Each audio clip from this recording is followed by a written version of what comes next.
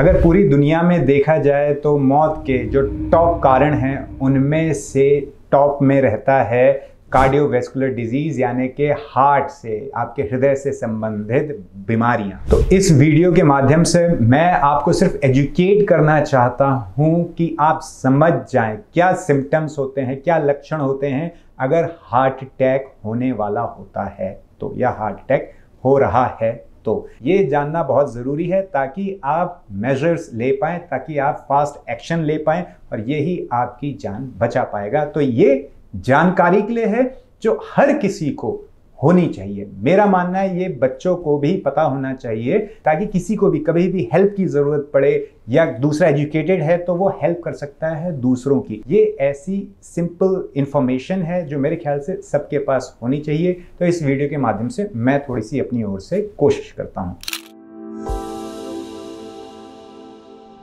अब ये heart attack होता क्यों है? हार्ट अटैक हो रहा है जो आपके अंदर प्लेग बने हुए हैं, यानी कि आप समझ लीजिए नॉर्मल भाषा में जो कचरा जम गया है आपकी नलियों में, जो रक्त की यानी कि जो ब्लड की जो नलियां हैं उसमें जो कचरा जम गया है, जो कि हाई कोलेस्ट्रॉल की वजह से हो सकता है, वो जो कचरा जमा हुआ है उसको प्लेग कहा जाता है। अब वो प्लेग अगर कहीं पर जाकर ब्लड सर्कुलेशन को स्टॉप करेगा, उससे क्या होगा, जो आपके सेल्स हैं, जो हार्ट के, जो आपके हृदय के सेल्स हैं जिनसे हार्ट बना हुआ है, वो धीरे धीरे मरने लगेंगे। क्यों? क्योंकि उसको ब्लड और ऑक्सीजन दोनों चीज़ें नहीं पहुंच पा रही हैं, इससे वो धीरे धीरे मरने लगेंगे और यही हार्ट अटैक होता है। तो यहाँ पर सिम्टम्स का जानना बहुत बहुत ज़रूरी है।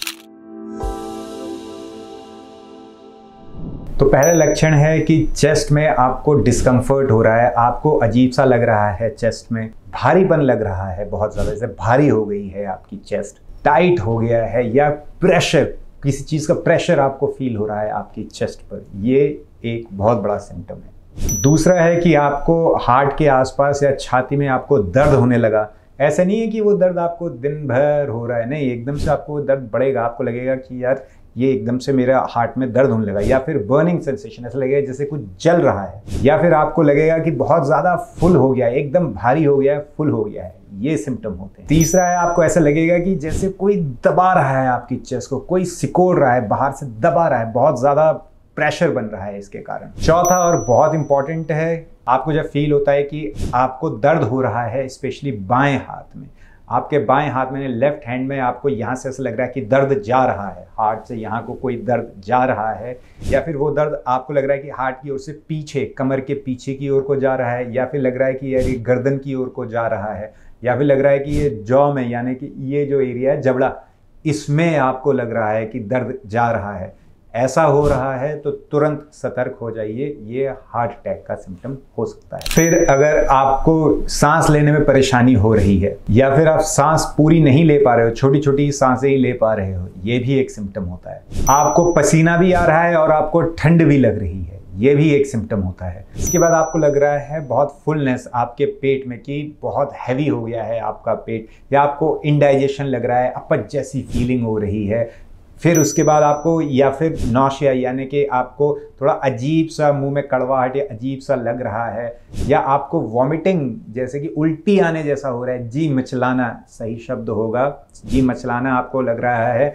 फिर उसके बाद आपको लग रहा है कि यार उल्टी ना हो जाए, ये अगर फीलिंग हो रही है तो ये भी सिम्टम होते हैं। फिर आपको अगर लग रहा है कि सर घूम रहा है, चक्कर आ रहे हैं, या एकदम से बेहोशी जैसा लग रहा है कि आप बेहोश होता हूँ तब बेहोश होता हूँ, ये भी सारे सिम्टम्स हैं। और लास्ट, अगर आपको लग रहा है कि एरिथमिया हो रहा है, हार्ट आपको सुनाई दे रहा है, आपकी दिल की धड़कनें आपको सुनाई दे रही है, और लग रहा है कि कभी तेज चल रहा है, कभी धीरे हो जा रहा है, बीच में पॉज हो गया चल रहा है, ये सब अगर हो रहा है, इसका मतलब कि सतर्क हो जाना है। मतलब कि अगर एरिथमिया आपको लग रहा है तो सतर्क हो जाइए।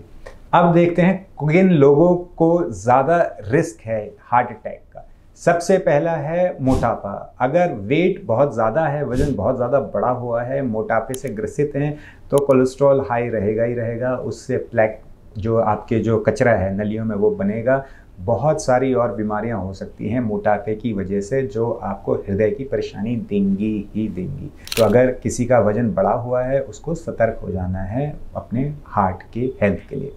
दूसरा है डायबिटीज़। डायबिटिक जो पेशेंट होते हैं उनका कोलेस्ट्रॉल बड़ा ही रहता है, ये बहुत नॉर्मल है। तो जिनको डायबिटीज़ है उनकी धमनियाँ भी अच्छी तरह से काम नहीं करती हैं, तो ब्लड प्रेशर बढ़ भी सकता है और बहुत सारी अनहोनियाँ हो सकती हैं। तो डायबिटिक जो लोग हैं वो भी हाई रिस्क में रहते हैं।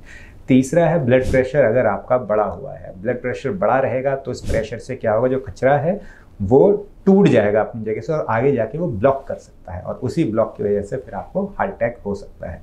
चौथा रीज़न है अगर आपको कार्डियोवैस्कुलर कोई भी किसी भी प्रकार की हार्ट की डिजीज़ है तो ऑब्वियसली वो लोग हाई रिस्क फैक्टर में रहेंगे। सबसे पहले आपको क्या करना है, आपको एम्बुलेंस को बुला लेना है या फिर जो लोग आपको हॉस्पिटल तक ले जा सकते हैं तुरंत उनको फ़ोन कर देना है या उनको बता देना है। अगर एम्बुलेंस के आने में टाइम है या फिर उन लोगों के आने में टाइम है, आप एकदम से रश नहीं कर पा रहे हो हॉस्पिटल तक, एकदम से नहीं जा पा रहे हो हॉस्पिटल तक, तो उस केस में क्या करना है, आयुर्वेद क्या कहता है मैं ये बताऊंगा। मैं आयुर्वेदिक डॉक्टर हूँ तो मैं आयुर्वेदिक ही आपको बताऊंगा आयुर्वेद क्या कहता है। आयुर्वेद कहता है अगर आपको ये सब रिस्क फैक्टर्स हैं तो सबसे पहले तो आप अपने घर में तिल का तेल 250 ml 500 ml ज़रूर रखिए, और जब ऐसी कोई सिचुएशन हो जाती है तो आपको उस तिल के तेल को थोड़ा सा गर्म कर लेना है और गर्म करने के बाद उसमें आपको 2-3 चुटकी या 1/4 चम्मच सेंधा नमक यानी कि जो पिंक सॉल्ट है, हिमालयन पिंक सॉल्ट कहते हैं, सेंधा नमक, वो मिक्स कर लेना है। जब आप उसको हल्के से गर्म तेल में मिक्स करेंगे तो ईजिली मिक्स हो जाता है। कितना तेल लेना है, 250 ml यानी कि 1 गिलास, और कैसे भी करके आपको ये 250 ml तेल पी लेना है। आप इसको पी लीजिए, ये आपकी बहुत हेल्प कर सकता है, ये आपकी जान बचा सकता है। इसको आपको पी लेना है। उसके बाद क्या करना है, आपको कपड़े उतार कर पूरी छाती में और पेट में जो हींग होती है उसको मल देना है। अच्छी तरह से उसको आप मल दीजिए और थोड़ी हींग को आप नाभि में भी रख लीजिए। सिंपल तरीके बता रहा हूँ लेकिन ये लाइफ सेविंग हो सकते हैं। आयुर्वेद के अनुसार आपको ये 2 चीज़ें कर लेनी है। इसके बाद आपको क्या करना है, आपको घबराना नहीं है। घबराओगे तो और सांस लेने में दिक्कत हो जाएगी, इसलिए घबराना बिल्कुल नहीं है। शांत रहना है और लधार लेके जिसमें आपको आराम हो ऐसे करके आपको बैठ जाना है। बैठ के आपको सांसें, लंबी सांसें लेनी है और धीरे धीरे छोड़नी है। ये आपको कोशिश करना है इसको कि आप सांस अच्छी तरह से ले पाएं। इसके लिए आप और रिलैक्स रहें, इसके लिए आप क्या करें, जो आपके पैर हैं उनको सीधे सामने किसी टेबल पे, किसी स्टूल पर, किसी चेयर पर आगे रख दीजिए ताकि आप आराम से रिलैक्स होके बैठ पाएं। रिलैक्स होके क्यों बैठना है, ऐसे करके जब आप टांग उठा देते हैं थोड़ी सी 90 डिग्री पर, जब आपकी टांगे आ जाती हैं, जो आपका कमर है वहां से एकदम स्ट्रेट सामने अगर आपकी टांगे रहेंगी तो आपका जो डायफ्राम है, जो छाती के एकदम नीचे होता है, आप वो फील भी कर सकते हो। वो पार्ट डायफ्राम वो रिलैक्स हो जाता है। जब डायफ्राम रिलैक्स होता है तभी हम सांस ले पाते हैं, अच्छी तरह से गहरी सांसें ले पाते हैं। तो ऐसे करके आपको रिलैक्स करके बैठना है और इंतजार करना है। अगली चीज जो आपको इंपॉर्टेंट याद रखनी है वो है कुछ भी नहीं खाना है। इस सिचुएशन में खाएंगे कुछ नहीं, आपको तेल पी लिया आपने, हींग लगा ली, बस ये करना है और रिलैक्स होकर बैठ जाना है। जैसा जैसा जो मैंने बताया वो आपको करना है। इस केस में ध्यान रखें, इम्पॉर्टेंट है आपका फास्ट एक्शन। जितनी जल्दी आप एक्शन लोगे उतना आपके चांसेस ऑफ सर्वाइवल यानी कि जिंदा रहने के चांसेस बढ़ जाते हैं। तो इसीलिए ये मैंने एजुकेशन के लिए आपके लिए वीडियो बनाई है कि सबको पता रहे क्या सिम्टम्स होते हैं, ताकि फास्ट एक्शन लिया जाए जिससे कि सर्वाइवल के चांस बढ़ जाए। सो अंत में मैं यही कहना चाहूँगा आपसे कि इन्फॉर्म्ड रहें, एजुकेशन हेल्थ के बारे में और लीजिए और बढ़ाइए अपनी एजुकेशन हेल्थ के बारे में। अपनी हेल्थ को हमेशा स्वस्थ रखें, तंदुरुस्त रहें, जिससे कि आपको हृदय की बीमारियां ही ना हो। तो इसी के साथ मैं दुआ करता हूं आप सब हेल्थी रहें, किसी को भी कार्डियोवैस्कुलर डिजीज़ यानी जो हार्ट से रिलेटेड डिजीज़ है वो सब ना हो। आप हेल्थी रहें, तंदुरुस्त रहें।